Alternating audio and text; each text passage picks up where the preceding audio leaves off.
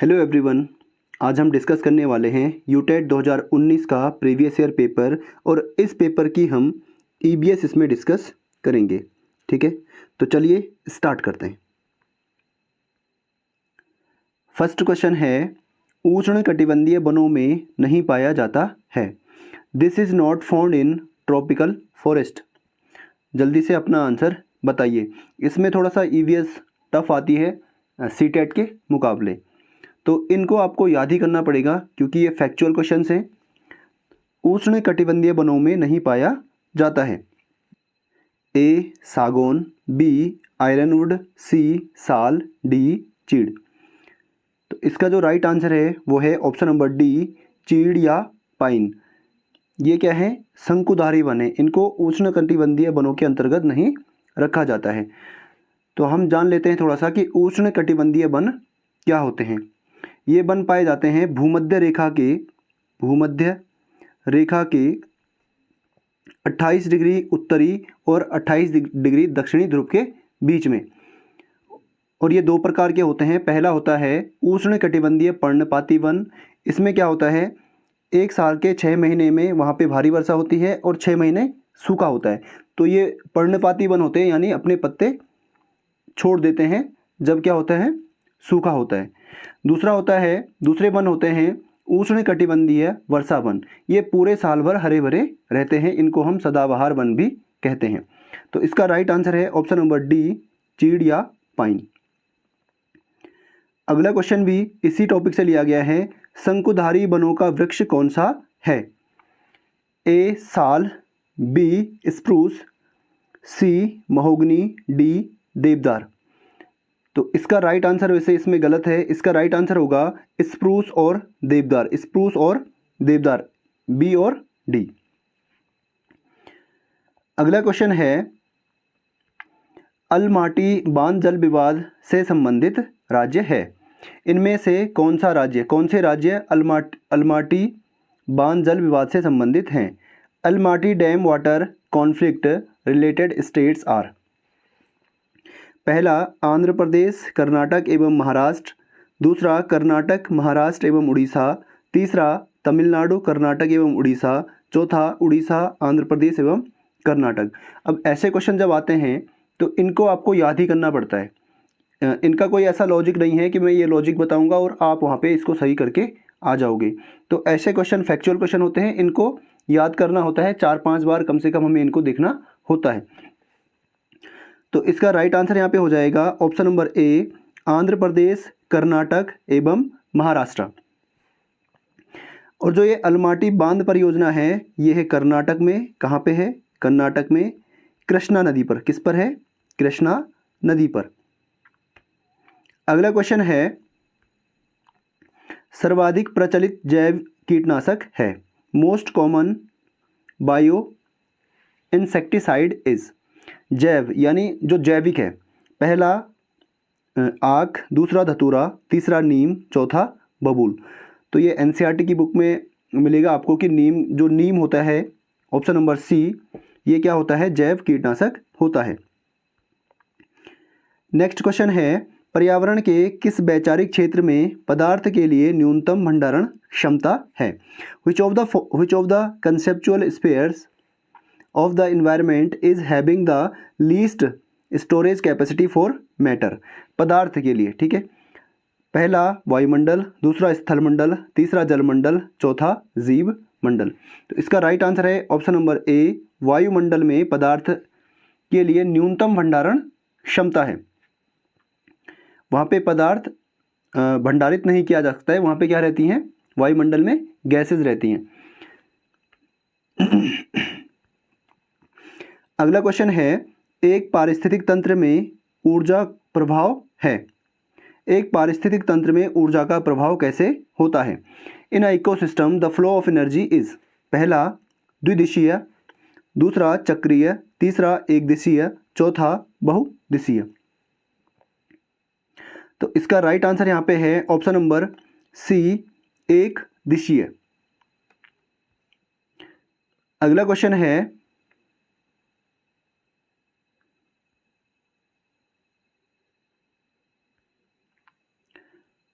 निम्न में कौन सा कथन असत्य है? Which of the following statements is false? पहला, अकार्बनिक पोषक तत्वों का पारिस्थितिक तंत्र में पुनर्चक्रण होता है। दूसरा, पारिस्थितिक तंत्र में ऊर्जा का प्रवाह कार्बन कार्बन बंध के रूप में होता है। तीसरा, पारिस्थितिक तंत्र में ऊर्जा का पुनर्चक्रण होता है। चौथा, श्वसन प्रक्रिया में ऊर्जा उद्गमित होती है। तो इसका राइट आंसर है ऑप्शन नंबर सी। इससे पहले वाले क्वेश्चन में भी आया था कि पारिस्थितिक तंत्र में ऊर्जा क्या होती है? एक दिशीय होती है, जबकि यहाँ पे क्या है? ऊर्जा का पुनर्चक्रण। यहाँ पे आप देख सकते हैं सेम टॉपिक से दो क्वेश्चन यहाँ पे पूछे गए हैं। तो यहाँ पे आप देख सकते हैं ऊर्जा का प्रभाव कैसे होता है? एक दिशीय होता है। यहाँ पे चक्रीय वाला गलत था, तो यहाँ पे ये वाला ऑप्शन आपके पास दे दिया गया है जो कि गलत है, ऑप्शन नंबर सी। EIA का पूरा नाम है A environment and industrial act, B environment and impact activities, C environment impact assessment, D environmentally imported activity. इसका राइट आंसर यहाँ पे है option number C, environment impact assessment, पर्यावरण प्रभाव आकलन। अगला क्वेश्चन है, प्रत्येक वर्ष पृथ्वी दिवस मनाया जाता है। पहला 5 जून को, दूसरा 22 अप्रैल को, तीसरा 23 नवंबर को, चौथा 26 जनवरी को। तो जल्दी से अपना आंसर बताइए। इसका राइट आंसर हो जाएगा ऑप्शन नंबर बी, 22 अप्रैल को। अब आपको कमेंट में बताना है कि 5 जून के दिन क्या मनाया जाता है, कौन सा दिवस मनाया जाता है। तो कमेंट में आप बताना, मैं आपको लास्ट में इसका आंसर बताऊंगा। इम्पोर्टेंट है 5 जून। अगला क्वेश्चन है, नील शिशु संलक्षण मीथेमोग्लोबिनेमिया जल में किस चीज़ की अधिकता के कारण होता है? Blue baby syndrome is caused by the combination of water by. पहला फॉस्फेट, दूसरा सल्फर, तीसरा आर्सेनिक, चौथा नाइट्रेट। तो जल्दी से अपना आंसर बताइए। जो ब्लू बेबी सिंड्रोम है, इसमें क्या होता है? जो छोटा बच्चा होता है, नवजात जो शिशु होता है, उसकी बॉडी पूरी तरीके से नीली पड़ जाती है, ब्लू हो जाती है। तो ये किसके कारण, ये किसकी अधिकता के कारण होता है? इसका राइट आंसर है ऑप्शन नंबर डी, नाइट्रेट की अधिकता के कारण। जब ये ब्लू बेबी सिंड्रोम होता है तो इसमें ऑक्सीजन की कमी हो जाती है। अगला क्वेश्चन है, पीने के पानी में फ्लोराइड्स की अधिकतम स्वीकार्य मात्रा कितनी है? The maximum allowable concentration of fluorides in drinking water is. तो फैक्चुअल क्वेश्चन है, जल्दी से अपना आंसर बताइए। 1 मिलीग्राम प्रति लीटर, 1.25 मिलीग्राम प्रति लीटर, 1.5 मिलीग्राम प्रति लीटर और 1.75 मिलीग्राम प्रति लीटर। तो इसका राइट आंसर है ऑप्शन नंबर सी, 1.50 मिलीग्राम प्रति लीटर। हैजा एवं आंत्र ज्वर के कारण हैं। पहला कीड़े, दूसरा विषाणु, तीसरा जीवाणु, चौथा कवक। इसका राइट आंसर है ऑप्शन नंबर सी, जीवाणु। हैजा प्रदूषित जल के कारण भी फैलता है। अगला है, निम्न में से कौन सा प्राकृतिक खनिज नहीं है? पहला अदह, दूसरा स्फतीय, तीसरा फॉस्फेट, चौथा नाइट्रोजन। इसका राइट आंसर है option number D, nitrogen. Nitrogen प्राकृतिक रूप से प्राप्त नहीं होता है, इसको क्या करते हैं? कृत्रिम रूप से बनाया इसको जाता है। अगला क्वेश्चन है, सेम टॉपिक से दो क्वेश्चन इस पेपर में पूछे गए हैं। आप खुद ही देख सकते हैं, ये पुराना पेपर है 2019 का, और सेम टॉपिक जो क्वेश्चन एक बार पूछा गया है उसी से रिलेटेड एक क्वेश्चन और पूछ दिया गया है। ज़्यादा मेहनत यूटेट वालों ने इसमें नहीं की है, लेकिन पेपर काफ़ी टफ बना दिया गया है। अगला क्वेश्चन है, नाइट्रोजन स्थिरीकरण किया जाता है। पहला बिजली चमकने से, दूसरा स्थिरीकरण जीवाणु से, तीसरा उर्वरक से, चौथा उपरोक्त सभी से। Nitrogen fixation is done by. तो इसका राइट आंसर होगा ऑप्शन नंबर डी, उपरोक्त सभी से। भारत में प्रथम प्रमुख पर्यावरण संरक्षण अधिनियम जिसे प्रख्यापित किया गया। The first major environmental protection act to be promulgated in India was. पहला जल अधिनियम, दूसरा वायु अधिनियम, तीसरा पर्यावरण अधिनियम, चौथा ध्वनि प्रदूषण अधिनियम। तो इसका राइट आंसर है ऑप्शन नंबर सी, पर्यावरण अधिनियम। और इसको अधिनियमित किया गया था 1986 में। कब किया गया था? 1986 में, पर्यावरण अधिनियम 1986। नेक्स्ट क्वेश्चन है, ओजोन परत की मोटाई नापी जाती है। फर्स्ट ppm में, सेकेंड ppb में, थर्ड डेसिबल में, फोर्थ डॉप्सन इकाई में। तो इसका राइट आंसर होगा ऑप्शन नंबर डी, डॉप्सन इकाई में। पर्यावरण संरक्षण अधिनियम अधिनियमित किया गया था। अभी मैंने आपको बताया था कि पर्यावरण संरक्षण अधिनियम, पर्यावरण अधिनियम कब लागू हुआ था, कब अधिनियमित किया गया था। इसका राइट आंसर हो जाएगा ऑप्शन नंबर ए। समेकित बाल विकास सेवाओं का मुख्य उद्देश्य है। The main objectives of integrated child development services are.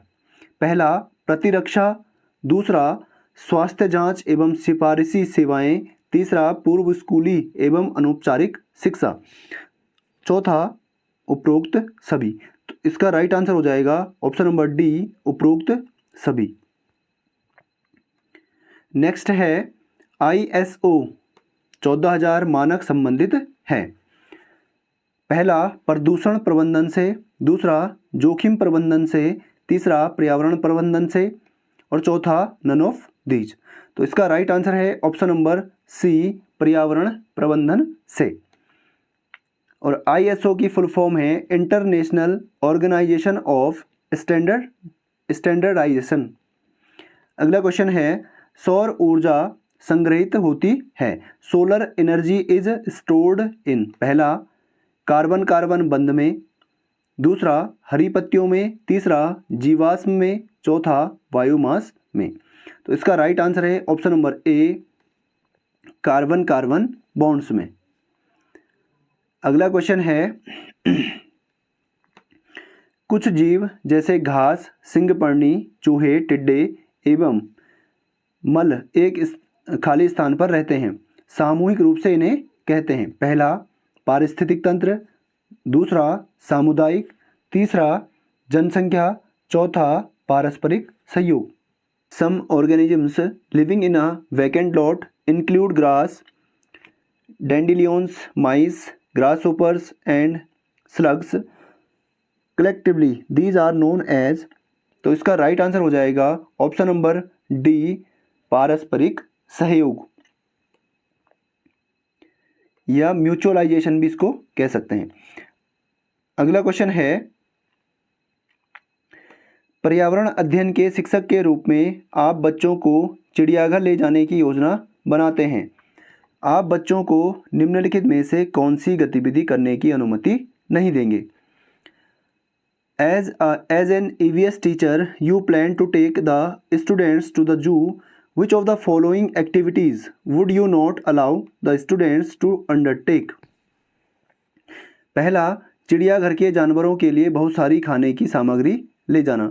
चिड़ियाघर में विभिन्न जानवर कौन सा भोजन खाते हैं यह पता लगाना। चिड़ियाघर में जिन जानवरों को वे देखेंगे उनकी फ़ोटो एकत्रित करना। चिड़ियाघर में उन्होंने जो देखा उसका चित्र बनाने के लिए उनकी ड्राइंग की कॉपी को साथ में ले जाना। तो ये तीनों चीज़ें आप कर सकते हैं, लेकिन उनके लिए बहुत सारा खाना आप नहीं ले जा सकते हैं। तो ऑप्शन नंबर ए इसका राइट आंसर हो जाएगा। दुर्गा एक गांव में रहती है और लकड़ी या गोबर के उपले ईंधन इस्तेमाल करते हुए चूल्हे पर खाना पकाती है। पिछले 3 महीनों से उसे तेज खांसी आ रही है, इसका कारण हो सकता है। Durga lives in a village and cooks food on a chulha earthen stove using wood and cow dung cakes as fuel. She has been suffering from severe cough for the last 3 months. This may be due to the। पहला ईंधन के जलने से उत्पादित carbon monoxide जो उसके श्वसन नली में जमा हो गई है। तो इसका राइट आंसर पहला ही हो जाएगा, ऑप्शन नंबर ए इसका राइट आंसर होगा। पर्यावरण अध्ययन की पाठ्यपुस्तक में पहेलियां शामिल करने का निम्नलिखित में से कौन सा उद्देश्य नहीं है। यहाँ पे आपको ऐसे क्वेश्चन आपको लास्ट तक पढ़ने हैं। अगर आप क्वेश्चन लास्ट तक नहीं पढ़ेंगे तो आपका आंसर पहले ही गलत हो जाएगा, क्योंकि इसका पहला ऑप्शन भी क्या लगता है, सही लगता है। कई बार क्या होता है, पहला ऑप्शन भी सही रहता है और आपका ये क्वेश्चन गलत हो सकता है। Which of the following is not an objective of including riddles and puzzles in the EVS text book. तो यहाँ पे आप देख सकते हैं पहला ऑप्शन है बच्चों में आलोचनात्मक चिंतन शक्ति विकसित करना। तो पजल से क्या कर सकते हैं, पजल जो पहेलियाँ होती हैं उनसे हम आलोचनात्मक चिंतन, जो डाइवर्जेंट थिंकिंग होती है या क्रिटिकल थिंकिंग होती है, उसको डेवलप कर सकते हैं। बच्चों में तर्क शक्ति का विकास करना, इससे तर्क शक्ति का भी विकास होता है। बच्चों के मस्तिष्क को भ्रमित करना और उन्हें भ्रम का आनंद उठाने देना। तो इसका ये वाला ऑप्शन गलत हो जाएगा, क्योंकि हमें बच्चों को भ्रमित नहीं करना होता है। ठीक है, तो ऑप्शन नंबर सी इसका राइट आंसर होगा। नेक्स्ट है दोपहर के भोजनावकाश के बाद पर्यावरण अध्ययन पढ़ाते समय आप पाते हैं कि छात्र पाठ में रुचि नहीं ले रहे हैं, आप क्या करेंगे।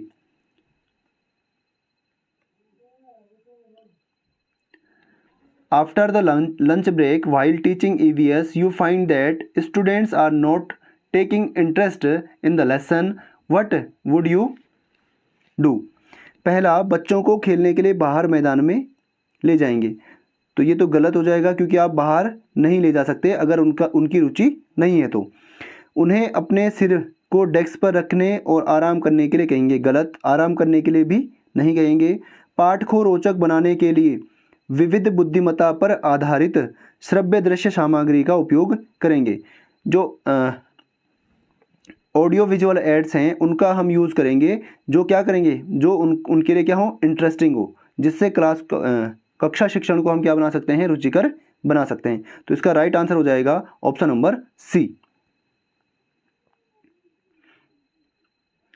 एक अध्यापक अपने विद्यार्थियों को विभिन्न जानवरों के चित्र देता है और उन जानवरों के चित्रों में रंग भरने को कहता है जो हमारे घरों में नहीं रहते हैं। इस क्रियाकलाप का उद्देश्य है a teacher gives pictures of different animals to his students and ask them to colour the picture of the animals that do not live in their houses.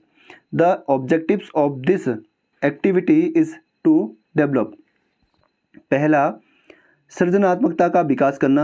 सृजनात्मकता का विकास होगा क्योंकि वो चित्र बनाएंगे तो उनमें क्रिएटिविटी भी आएगी। अवलोकन का विकास होगा, जब वो जानवरों को देखेंगे तो अवलोकन यानी ऑब्जर्वेशन भी वो उनका कर रहे होंगे। ठीक है। वर्गीकरण कौशल का विकास होगा, जानवरों को वर्गीकृत कर सकते हैं, जैसे जंगली जानवर और पालतू जानवर। लास्ट में है डाटा संग्रह का विकास करना। तो डाटा संग्रह का विकास नहीं होगा क्योंकि वो डाटा कलेक्ट नहीं कर रहे हैं, चित्र को देख रहे हैं, उसको ऑब्जर्व कर रहे हैं और क्रिएटिव काम कर रहे हैं, जैसे चित्र बना रहे हैं। तो यहाँ पे ए बी सी जिसमें होगा वो आपका राइट आंसर हो जाएगा, ऑप्शन नंबर बी। प्रथम ओजोन छिद्र पाया गया। First ozone hole was found over. First उत्तरी ध्रुव के ऊपर, अंटार्कटिका के ऊपर, अफ्रीका के ऊपर और दक्षिणी ध्रुव के ऊपर। तो इसका राइट आंसर है ऑप्शन नंबर बी, अंटार्कटिका के ऊपर। ऑप्शन नंबर बी, मैंने सी लगा दिया था। आगे है वातावरण की आर्द्रता मापी जाती है। Atmospheric humidity is measured bye. तो ये सिंपल क्वेश्चन है, हाइग्रोमीटर से मापी जाती है। ऑप्शन नंबर बी इसका राइट आंसर है। नेक्स्ट है नदी में जल प्रदूषण को किसकी घुलित मात्रा से मापा जाता है। The water pollution in a river is measured by dissolved quantity of A chlorine, B ozone, C nitrogen, D oxygen. तो इसका राइट आंसर है option number D, oxygen. Oxygen की घुलित मात्रा से हम जल प्रदूषण को माप सकते हैं। लास्ट क्वेश्चन है निम्न में से कौन सर्वाधिक स्थिर पारिस्थितिकी तंत्र है। Which of the following is the most stable ecosystem? पहला वन, दूसरा रेगिस्तान, तीसरा पहाड़ और चौथा समुद्र। तो इसका राइट आंसर है ऑप्शन नंबर डी, समुद्र। तो ये था यूटेट का प्रीवियस ईयर पेपर और इसकी ईबीएस हमने कंप्लीट इसमें कर ली है। 2019 का पेपर था। अगर आपको वीडियो अच्छा लगा है तो वीडियो को एक बार शेयर ज़रूर करना और नेक्स्ट ईवीएस की क्लास के लिए आप चैनल को सब्सक्राइब भी कर सकते हैं। Signing out.